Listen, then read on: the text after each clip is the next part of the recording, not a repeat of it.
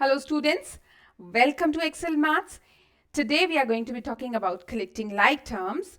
This is type 2, meaning we are going to be using multiple variables here.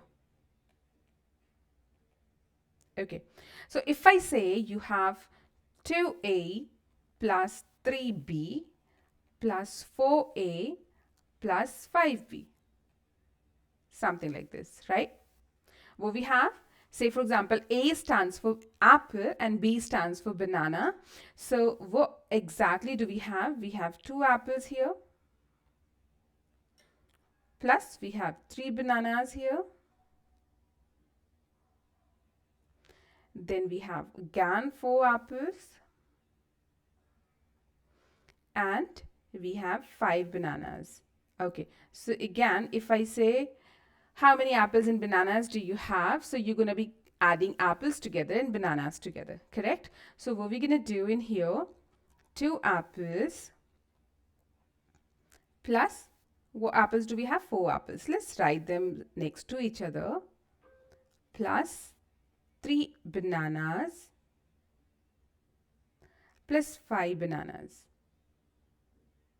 Right? Okay. Now, let's add them up. 2 apples and 4 apples. How many apples do we have? 6 apples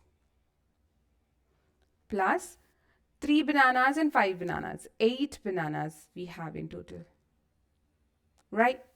Now, we really are not going to be really talking about apples, bananas, xylophones like this, no? So just whenever, it makes us feel, I mean, maths is obviously very easy, but to make us feel very connected with the thing, it is found to be a really good method to connect it with some real examples.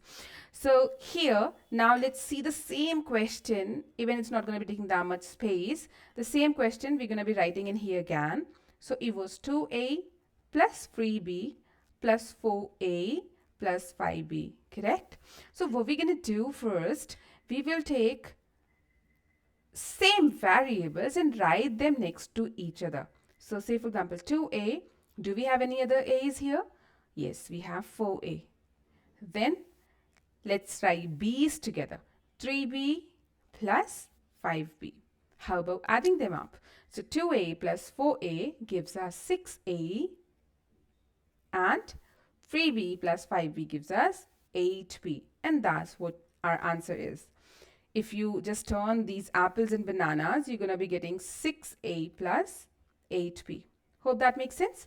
So this is how we handle multiple variables. See you soon in next video. Till then, bye-bye. Take care.